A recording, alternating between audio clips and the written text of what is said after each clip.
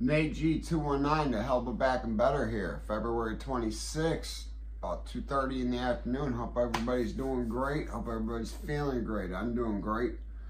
Had one of them rain out days, so we call it, you know. Gotta make it up on Friday, or we get to go out tonight and play in tornadoes. We'll see. But until then, I'm gonna bring you guys a story of my most terrifying time in prison. I'm going to tell you a couple terrifying points, but when reality set in, when the most violent thing I had ever seen up close and personal set in, reality, the reality of the hell I was in. Alright, so like you guys know, I made it my way from minimum medium to maximum security by this point in time. This is in 2013 April. I make it to, or 2014 March, I make it to maximum security IDU and intensive disciplinary unit over here in Michigan State, Indiana State Prison. So I'm in there a couple months. Summer comes, it's blistering hot. I'm on the floor that's above death row. There's 2 levels to our range, so there's 100 people in IDU, and it's split into 4 sections. So you've got 24 cells on top, or 26 cells on top, 24 cells on bottom, a gate in the middle, so 25 and 25. You got a shower on the bottom on each side. I was all the way down, last cell to the right, right next to the shower, which is pretty far away from the police booth. Not the worst thing in the world. Plus now I'm in segregation. Don't really have too much to worry about. Nobody knows me. I'm from a different camp. They don't really care. Usually somebody like me is going to end up getting shipped out of there anyways, but that didn't happen. But anyways, in the year I was in the 23-in-1 unit between IDU and D cell house, especially IDU. This is stories coming from IDU. It all starts over gossip. Grown men gossip in prison worse than girls on an elementary schoolyard. So there was an Aryan named Bam. I'm just gonna call him Bam. There was 2 Aryans in our section, and one of them was kind of a big deal. He was a shot caller.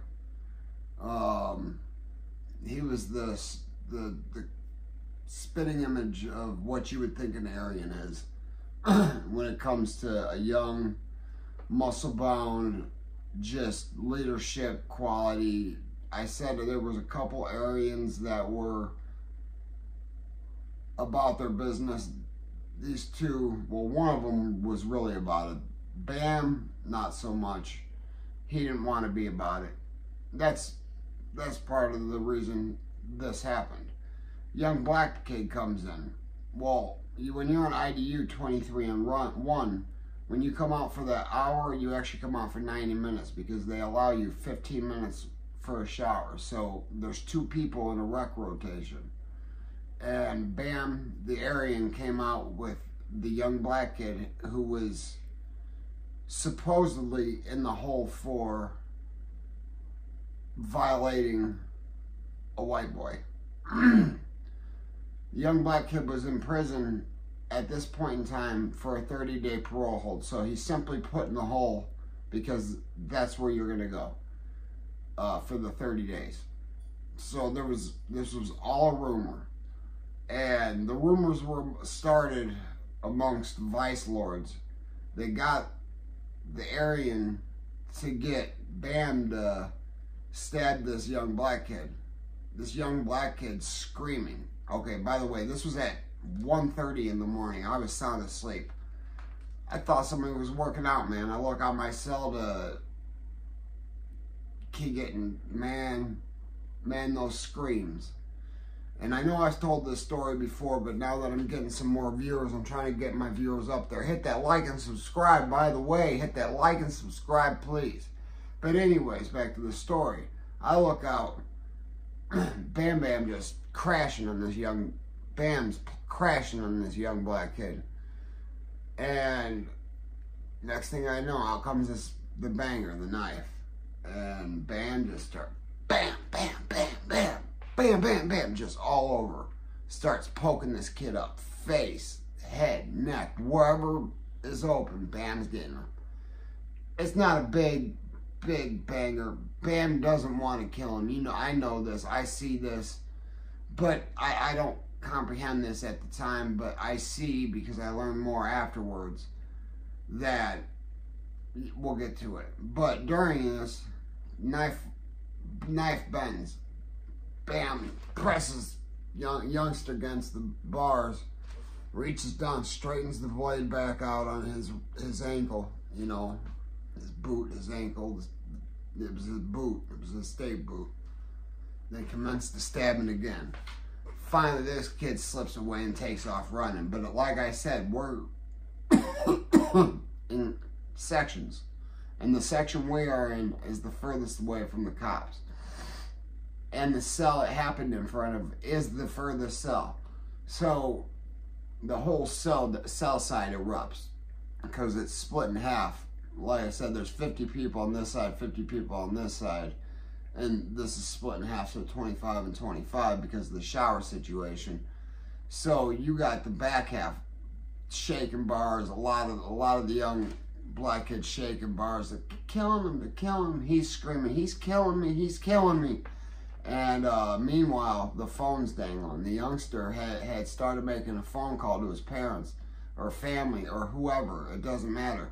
But as they accepted the phone call, he started getting his ass beat. So the phone was dangling the whole time. I'll never forget that image. You know, I have these nightmares all the time about certain things. The screams. But the phone, I'll wake up to picturing that phone dangling there, and just that's one of the nightmares. So to go on back to how this all began, this Chinese telephone, this bullshit gossip. So Bam had been sent on a mission, and he did not complete the mission. He felt that mission that he was being sent on was not a valid mission to be sent on. He felt that was bullshit. Time out and need my coffee. Time in. He felt that it was bullshit that the mission he was being sent on was a mission at all. So that's when having thoughts or feelings during your brotherhood and to an organization.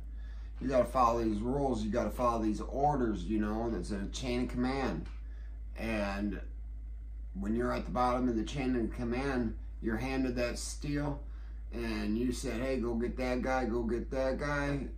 You know, you got to do what you got to do, and just asking why am I going to get this guy is a violation. But he didn't believe in the reason he was going to get that guy, so it was either he's going to get this guy or they were going to get him.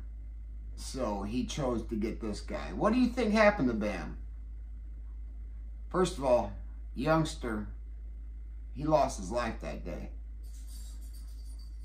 Second of all, Bam, he went down to the boom room, you know, the padded cell, for a week. Then he was brought right back to his cell that he was in segregation. 90 days was tacked on to his segregation, which maxed out his sentence. No new charges were filed. 90 extra days in prison, along with 7 days in the boom room. Sorry. Diesel, go lay down. But anyways, that's the trauma that people like me that go into these high-max facilities with a very low rate of time end up dealing with, these traumatizing experiences. And that's when shit got really real. And all the meantime, while kid was getting stabbed, there was another homie with an extension cord screaming, "Bring him here! Bring him here!" I mean, this dude's probably 110 pounds, but had Bam got that guy over to that cell, that dude would have been serving life. But in another one of my stories, I told you, that man wants to serve life. He wants to come home, murder somebody, and become a cannibal. That's how he wants to get a life sentence. But hey, my dog's wanting some attention, and that was a nice quick one for y'all. Y'all know if they ain't hating it, you ain't making it.